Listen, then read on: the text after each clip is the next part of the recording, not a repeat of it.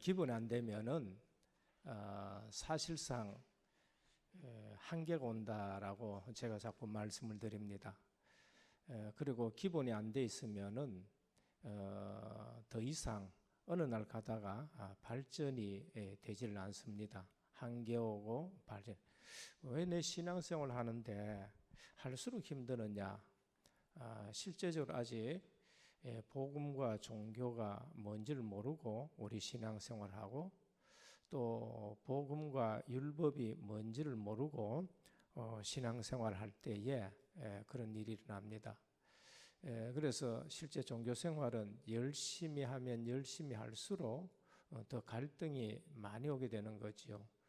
그분이 누군가 하면은 사도 바울이었었습니다. 근데 어느 날 사도 바울이 고백하기를 내가 유대 종교에 열심이었다라고 그렇게 고백을 한 걸 볼 수 있어요. 왜냐하면은 뭐 하나님 믿는다 하면서 실제 생활은 율법주의 신앙 생활한 것이니까요.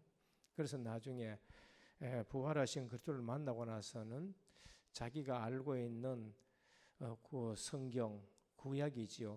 그럼 내가 이제까지 알았던 게 뭔가라는 것이 정리됐는데 그게 율법주의였다라고 그렇게 되는 것입니다. 그래서 우리가 영적인 눈을 가지고 보면은 그때에서 사실 이제 다 좀 보이기 시작합니다.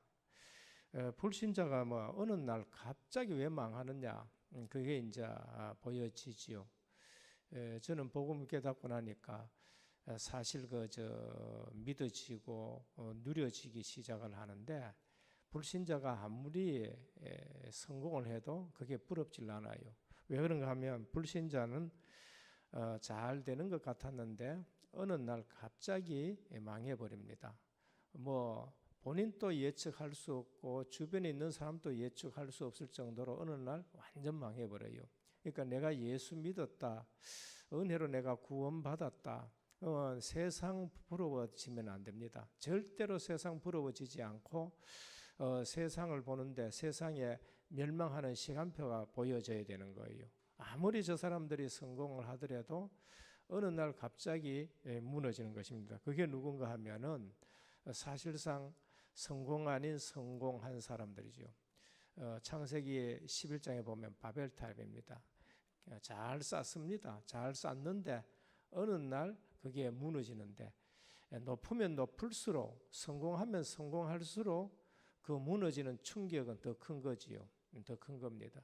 그래서 오늘 또 연예인, 뭐 고위직, 어떨 적에 뭐 대통령까지 무너지는데 그거는 본인이 감당할 수 없는 무너짐이 온 것입니다. 그래서 우리가 빨리 알아야 될 것은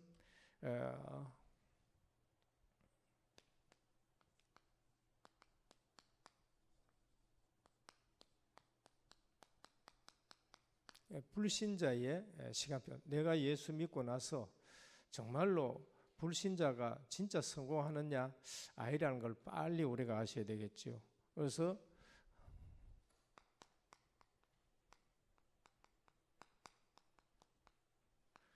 분명히 그렇습니다. 갑자기 문제 오는데 정말로 그저 어느 날 무너지는 걸 볼 수 있습니다. 그 다음에 여기서는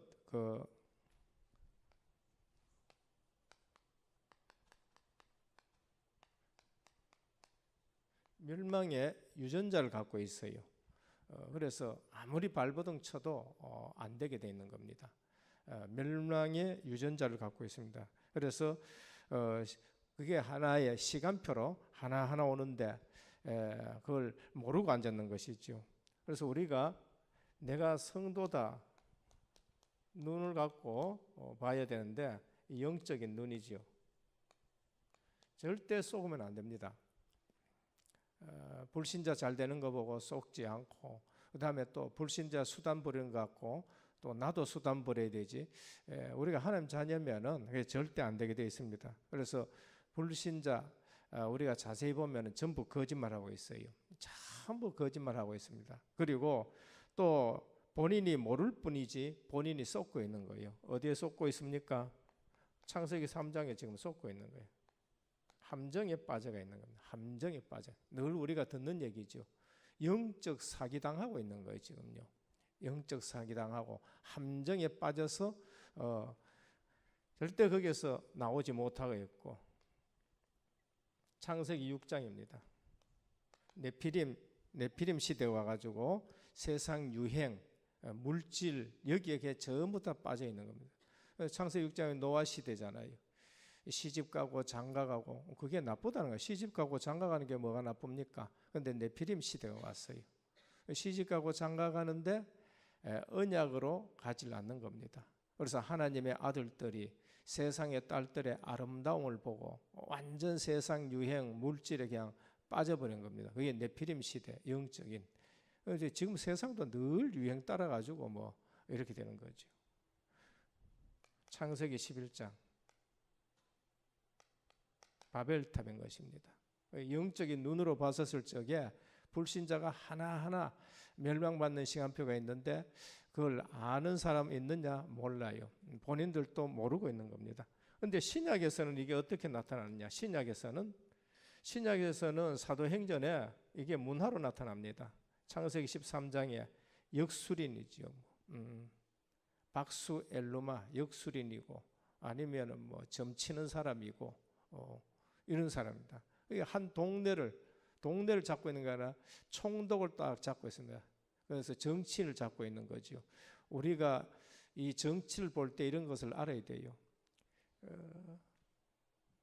우리 뭐 여기 저 대통령들 쭉 있지만은요. 지난번에 대통령 선거하고 뭐 이렇게 할 적에 역술인 둘이가 나오고 하나는 역술인으로 하나는 무속인이 그 저 인터넷에서 이렇게 글 서로 이렇게 대화하고 하는데 우리나라 대통령 중에 저 많친 사람이 있으면 굿 아는 대통령이 있으면 나오라는 거예요. 나오라는 거예요. 김영삼 대통령 장로님이잖아요. 본인은 안 했겠지요. 본인은 안 했는데 누가 했냐? 밑에서 다 했어요. 증거대라 여기에 그거 알고 계신 분이 있습니다. 그거 알고 있는 분이 있다니까요. 그러니까 정치인들 여기에 전부 다 걸려 있는 겁니다. 문화로 되어 있다. 문화로. 사도행전 16장 한 동네에 귀신 들린 여종이 전부 다 그 동네에 영향을 다 주고 있는 것입니다. 다 주고 있어요. 그래서 우리가 보면은 뭐 절이 있다, 무속인 있다, 그게 뭐가 봐야 됩니까? 영적인 사실이 우리에게 보여져야 되는 거죠. 그 동네에 전부 영향식. 대구에 사실상 이거 뭐 대구가 경제고 뭐간에 전국 17개 시도 중에서 제일 지금 꼴찌입니다. 제일 꼴찌예요. 영적인 지금 영향이 있다는 걸 우리가 보게 되는 거죠. 사도행전 19장 큰 아데미 신전 우상도시입니다. 우상도시. 그래서 이런 부분을 알 때에 우리가 주일날 주신 말씀처럼 나그네 흩어지고 모였는데 나그네 가 있는 현장이 얼마나 중요한가라고 했는데 우리가 살고 있는 동네가 얼마나 중요한가 우리가 알아야 됩니다. 그러면서 6가지 스케줄인데 개인 스케줄입니다. 완전 올무에 빠져 있는 거죠. 그래서 오늘도 불신자가 왜 어려움을 당하게 되고 어느 날 갑자기 착해요. 참 착한 불신자 있습니다. 그런데 착하면 잘 돼야 되죠. 원리상 그렇고 그다음에 또 뭡니까? 계산적으로 그렇고 착하면 잘 돼야 되잖아요.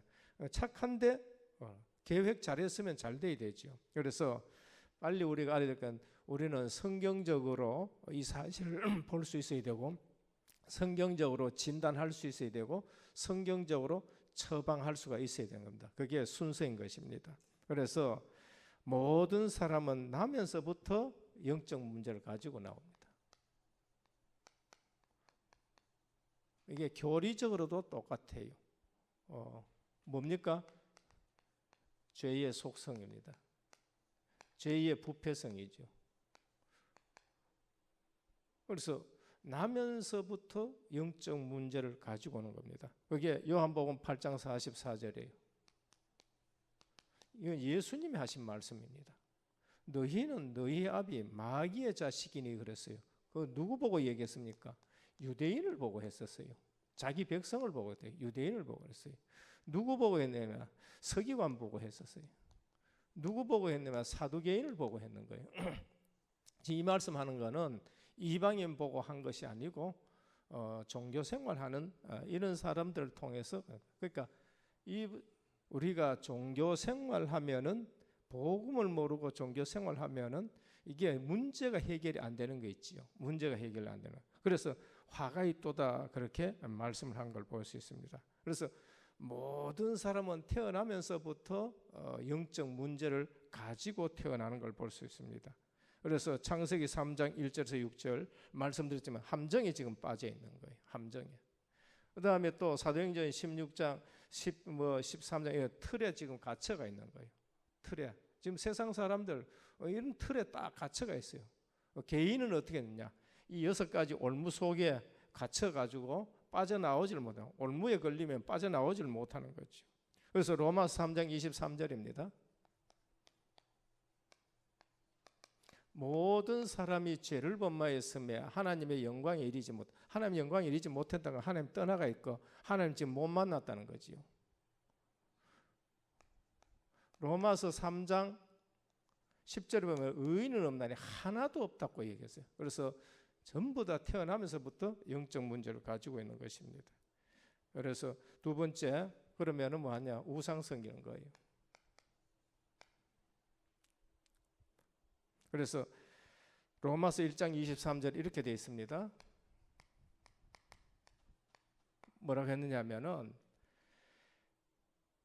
썩어지지 아니하는 하나님의 영광을 썩어질 사람과 동물의 모양으로 바꾸어 놨다 그래요. 하나님 못 만나니까 하나님 만난다고 만들어 놓은 게 뭔가 하면은 썩어질 금수와 버러지와 사람의 형상으로 만들어 놓은 거예요. 그래서 이걸 우상 섬기는 겁니다. 그래서 우상 섬기면 어떻게 되느냐? 출애굽기 20장 4절에 어서 오랍니다.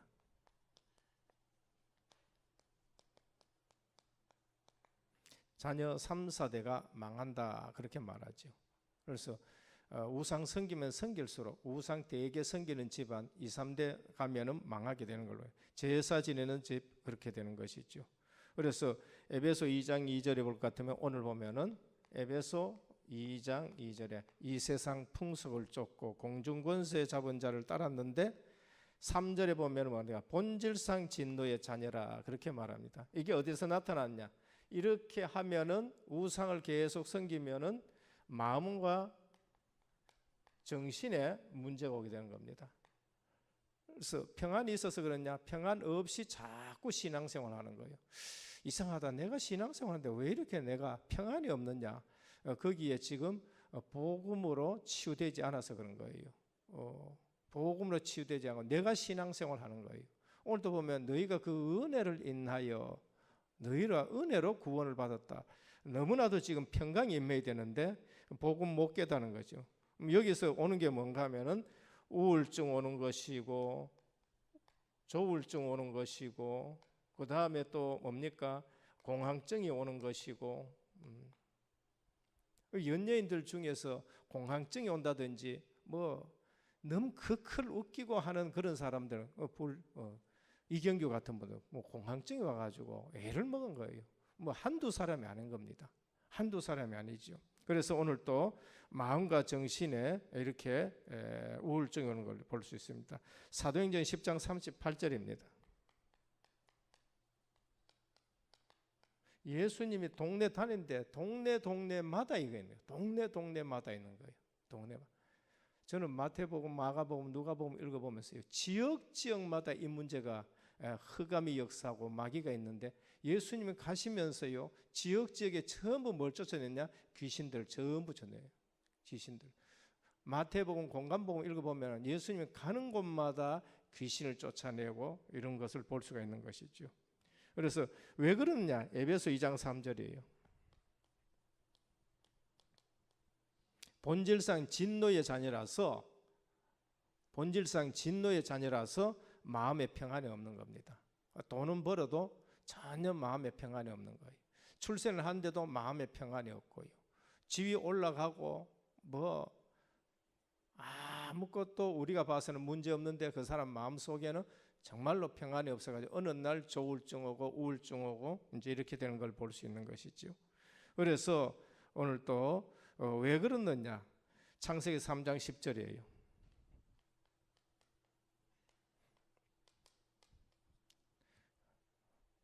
나무 뒤에 숨어가 있는 거예요. 전에는 하나님과 함께 기뻐가지고 함께 살고 낙원이었는데 낙원은 고사하고 하나님 떠나보니까요, 나무에 하나님이 아담한테 두려워서 숨었다 그런 거. 신앙생활 하는데 늘 두려웠고, 신앙생활 하는데 늘 평안이 없고, 심지어 목사님도 보기 싫고, 목사님 피해 댕기고, 이렇게 되지는 일들이 생기는 거죠. 예. 이게 전부 다 마음과 정신의 평안이 옵니다. 근데 어디까지 오느냐? 이게 드러날 때 이제 육신의 문제로 하나하나 드러나는 겁니다. 그래서 사도행전 8장 4절에 8절입니다.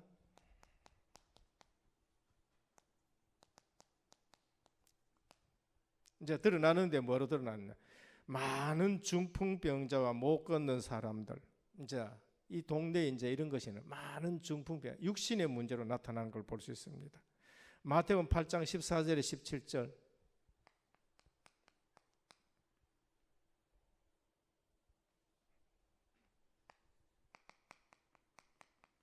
열병으로 이런 부분들이 이제 드러나기 시작하는 것입니다.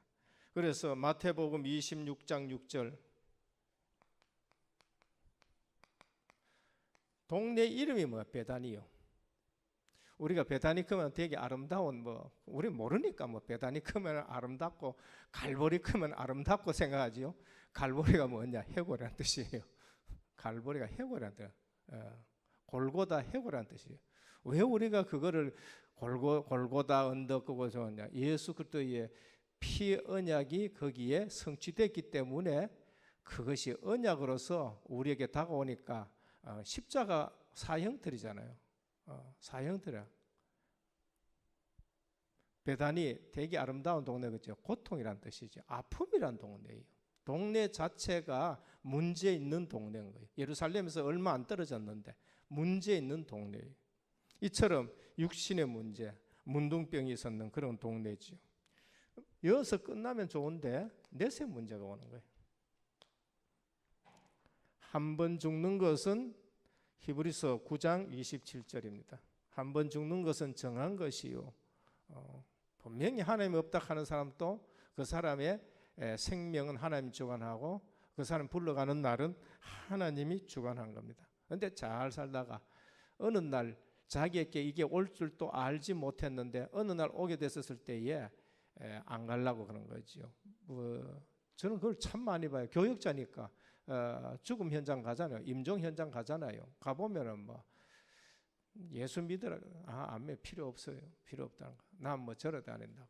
90평생에 절에 다니고. 그런데 90된 어른이 뭐가 그렇게 힘이 있습니까? 병원에 한 달 동안 아무것도 못 먹고 능계로만 딱 나왔는데 아무 힘 없잖아요. 그런데 실제적으로 가가지고는 그때 우리가 예수 믿으라고 얘기하잖아요. 근데 얼마나 안 갈렸고요. 발버둥을 치는지 90대 어른 손잡아도요. 얼마나 빡심이 있는지 몰라요. 안 가려고 그런 거예요. 어느 날 한 번 죽는 것은 넷의 문제입니다. 넷의 문제. 죄의 삭은 사망이라 로마서 6장 23절입니다. 죄의 삭은 사망이라 분명히 이게 오게 되는 것이죠. 그리고 실제적으로 천국과 지옥이 있는데 누가복음 16장 19에서 31절입니다.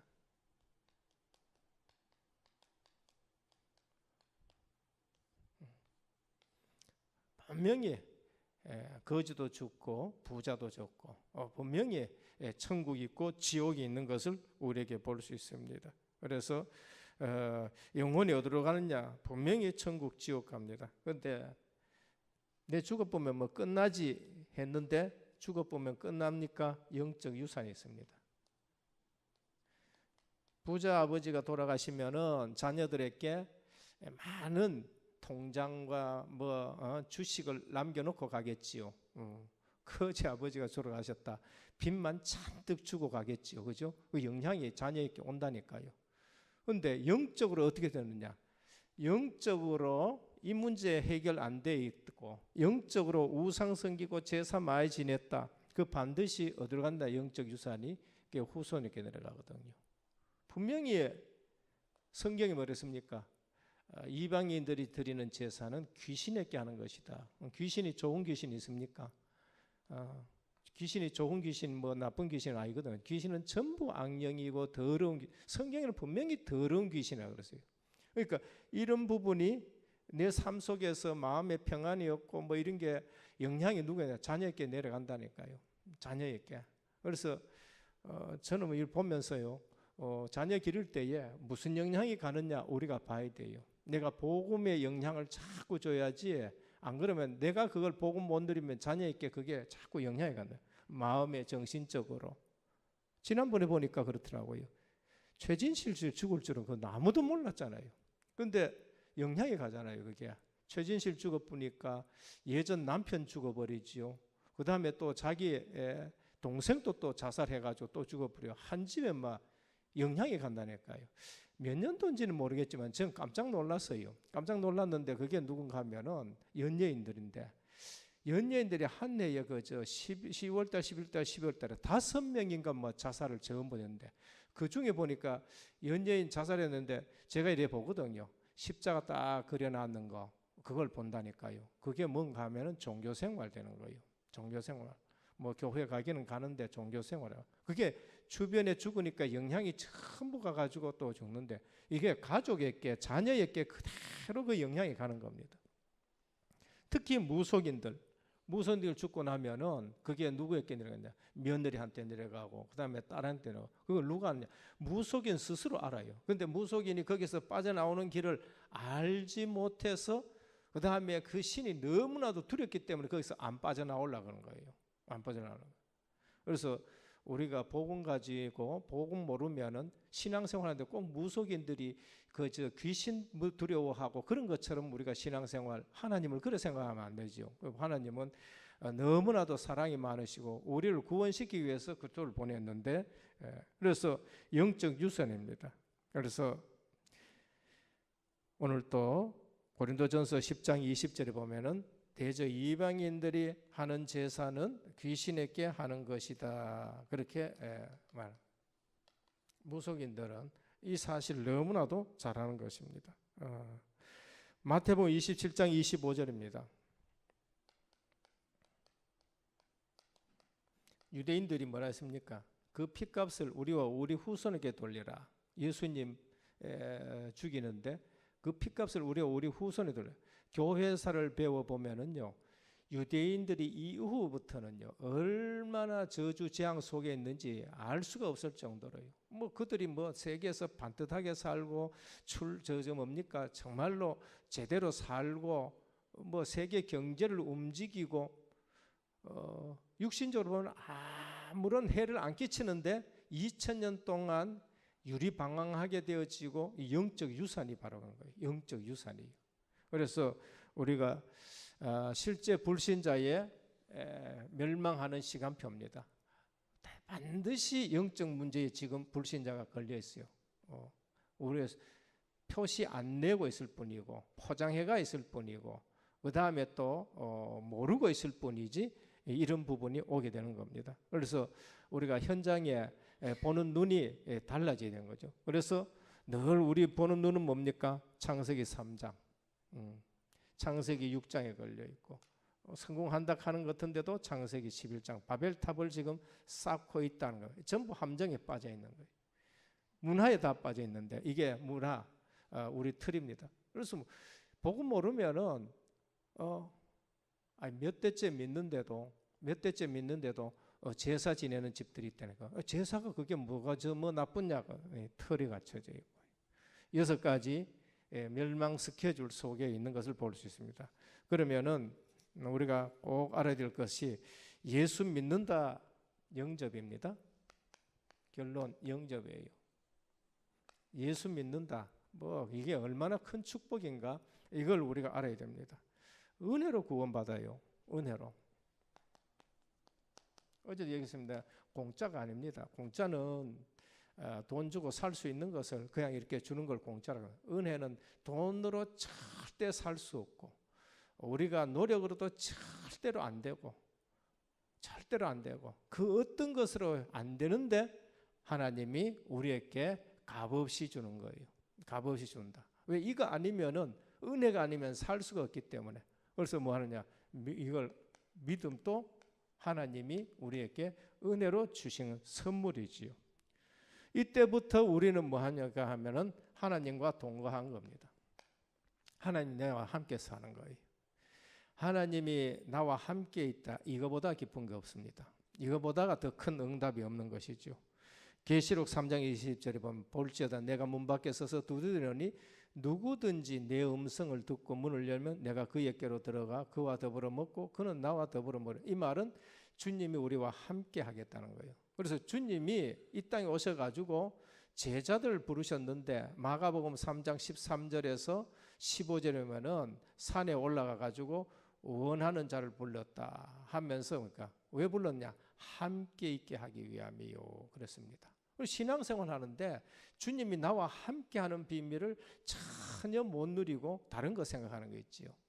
그래서 다른 거 생각하지 마시고 주님이 나와 함께하는 거 그게 구원인 겁니다. 그게 구원이에요. 그러고 나서 또 전도도 하고 주님이 나와 함께 하시는 그 삶을 가지고 전도도 하고 주님 나와 함께 하지 않는데 전도하는 거는 그거는 뭐라 그럴까요? 실제적으로 그냥 뭐라 그럴까요? 흉내내는 것밖에 뿐이죠. 그래서 주님이 함께하고 어떻게 함께하느냐? 영원히 함께해요. 영원히 너희를 떠나지 아니하리라. 영원히 함께하는 겁니다. 그러면서 고린도후서 5장 7절에 보면은 5장 17절에 보면은 우리가 새로운 피조물이 되었다. 그러니까 옛날 사람하고 옛날 사람이 아니라는 거예요. 새로운 피조물이 되었다. 그래서 요한복음 1장 1절에서 11절에 보면은 요한복음 1장 1절 11절은 빛으로 우리에게 역사하는데 어두움이 없어지고 근심이 없어지고 모든 것이 없었습니다. 그래서 절대 망할 수 없다. 그게 로마서 8장입니다. 1절에 로마서 8장 31절에서 39절입니다. 하나님이 우리를 위하시면 누가 우리를 대적하리요? 누가 우리를 정죄하리요? 누가 우리를 송사하리요? 누가 우리를 예수 그리스도의 사랑에서 끊으리요? 환난이나 핍박이나 적신이나 칼이랴 그 어떤 피조물도 우리를 예수 그리스도의 사랑에서 끊을 수 없다. 그러니까 예수 믿고 생각이 안 바뀌면요. 믿음이라고 말할 수도 있는데 믿었다. 그러면 생각이 바뀌어야 돼요. 이거 안 바뀌니까 예수님이 오셔서 마태복음에 뭐라고 하시면 너희들 생각이 바뀌어야 된다. 복은 그런 게 아니다 하면서 복을 갖다가 우리가 생각하는 벽하고 천지 틀리게끔 계속 말씀해요. 기도도 바꾸라는 거예요. 기도도 바꿔라. 먹는 거, 입는 거, 마시는 거 그건 이방인들이 구하는 것이다. 하나님 안 믿으니까 그건 육신적으로 먹는 거예요. 하나님 믿는데 너희들 왜 그것 가지고 걱정하느냐? 너희는 먼저 그의 나라와 그의 의를 구하라. 그리하면 이 모든 것을 너희에게 더하시리라 그랬어요. 그래서 빛이 들어와 보면은 어두움이 없어지고 염려가 없어지고 근심이 없어지는 것입니다. 그래서 뭐 하느냐? 잃어버린 축복을 회복해야 돼요.